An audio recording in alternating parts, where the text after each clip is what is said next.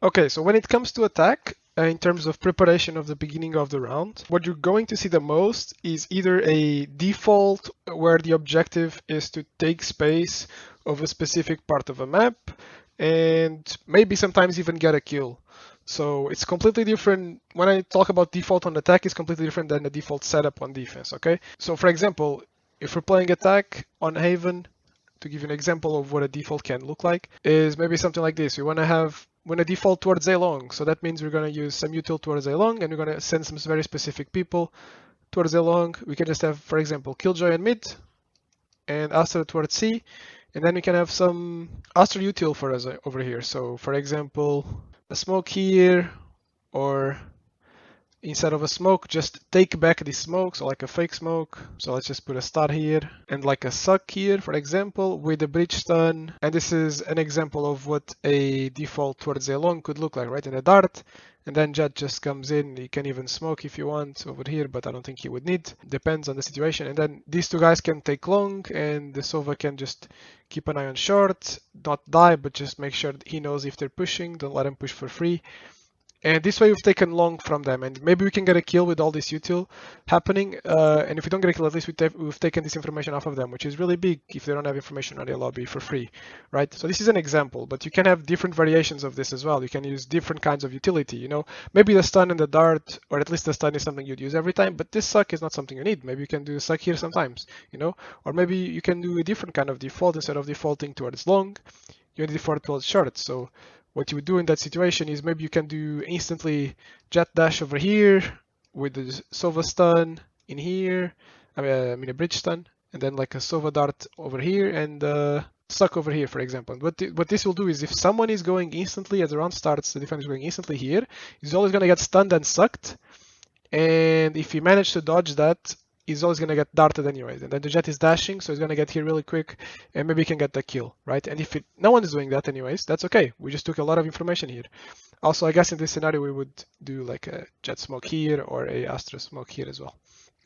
So this is an example of two defaults on A, one towards short, one towards long. And even these two defaults, you can give different looks. Maybe you don't want this dart over here. Maybe you just want a dart in here, this wall, for example. And you don't want this suck. Maybe you want a suck here, or you want a stun, like a Astra stun, maybe here with the bridge stun here, for example, or the other way around. Maybe Astra stun here, bridge stun over here. You know, so there's a lot of different ways to do this. Maybe you want a dart on site, so to catch people off in this scenario. You know, there's a lot of ways to do this, and you can literally do this for any part of the map, I think in every map, but just to give you an example on Haven, it would be the same thing. Like you can default towards mid, for example, if you wanna go, you wanna peek here, you can just maybe stun or flash and then double swing window, while having maybe a star here, if they push.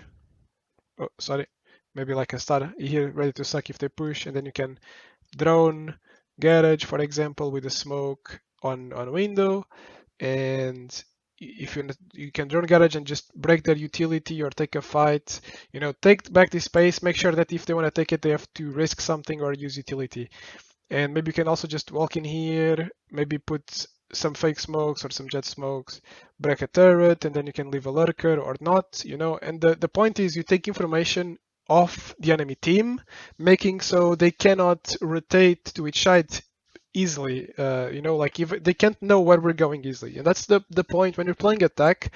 For the IGL to make a good call in terms of what side to hit, that just means that the side you're hitting is not going to have a lot of rotations in, so you're only hitting a side with one person or two people, and the third guy is going to be relatively, it's not going to be super close, you know what I mean? Like you don't want to hit a side where three people are ready to defend. That's easy. If you as an IGL you call to hit a side where you have three or more people holding it, then either the call wasn't good or the prediction from the other team was really good, you know.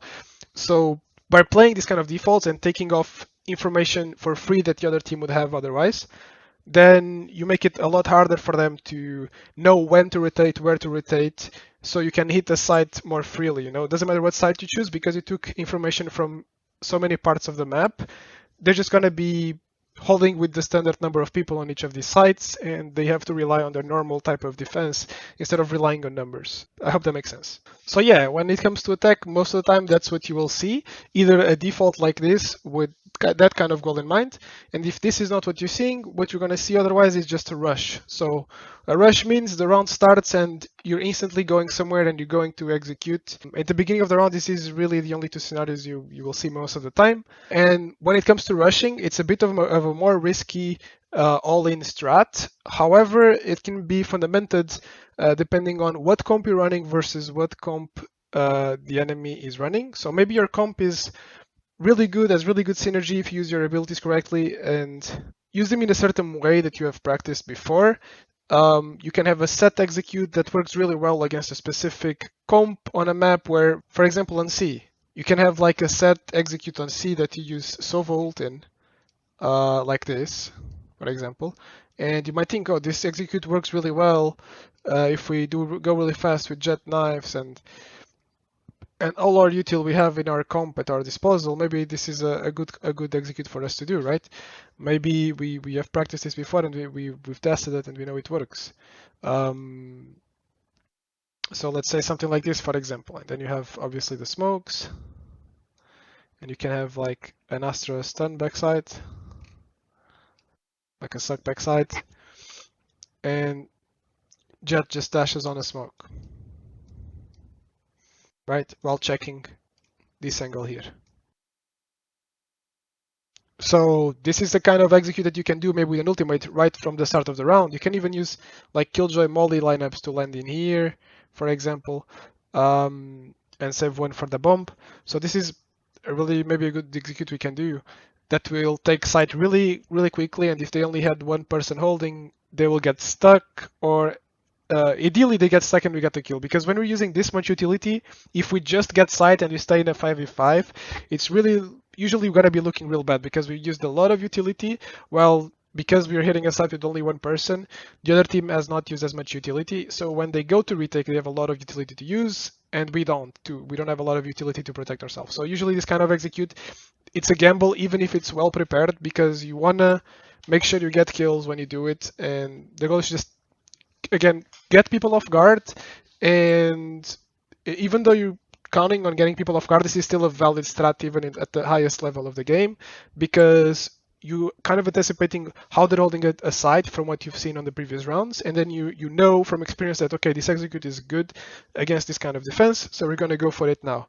Okay, so this is just an example. You can do this on every site. Usually these kind of executes are better with ultimates, but maybe on a different map, just even without ultimates, but just with really good utility and preparation, even without ultimates, the execute can be really strong and really hard to defend for whatever setup the defenders are using. So this is basically the two scenarios you will see on attack. It's either a rush or a default to take a portion of the map with the goal of taking away information from the enemies.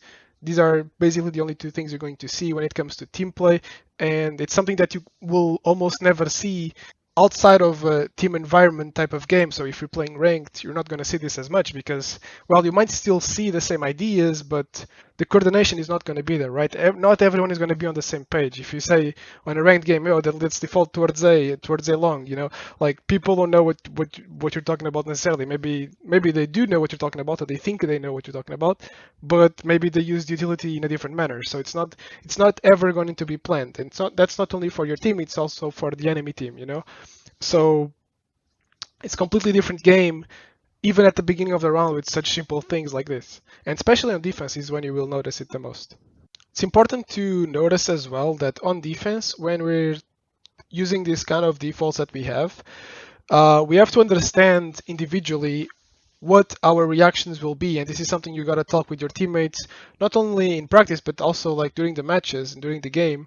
You gotta talk like, how are we gonna react if the enemy team does this, So, for example, if you're thinking they're gonna rush this round, you have to, like, these guys have to ask each other, like, if they rush, what do you wanna do this round? Do you wanna have a setup to stop them, or you just play retake? You have to talk with each other. Or on A, for example, oh, what if they come 5A right now, they're going to use every util. Do you want to fight for long, maybe with a flash, or do we just play on site, or do we go short? These are the kind of things that you have to talk on when the round is about to start and you already know what setup you're playing and there's like 15 seconds left, you want to ask the same kind of questions so everyone is on the same page and we're just not doing reactions out of our own instinct, and everyone is coordinated. Okay, so sometimes you might not know what to do and you might just have to do whatever you feel like, and then if it goes wrong you can just VOD review and maybe analyze it and understand, okay, maybe this is what we should have done, and if everyone agrees, we try that next time and see how it goes. And that's very important, like to talk about these things, especially if you're expecting a rush to your side. I think that's the biggest kind of reaction you need to understand. Because if it's mid-round, it's easier to like everyone to be on the same page. But if it's right at the beginning of the round, you have this setup, and the enemy team is rushing where you're at. You wanna make sure that you and your teammate that's on site with you and whoever is close to you for rotations knows what they have to do. Or like, it's not that there's only one good answer. So maybe everyone has their own good answer, but if you don't all do the same and are thinking on the same thing, none of the good answers are gonna work out. So everyone needs to be on the same page, and this is why it's important to talk about these things before the round starts.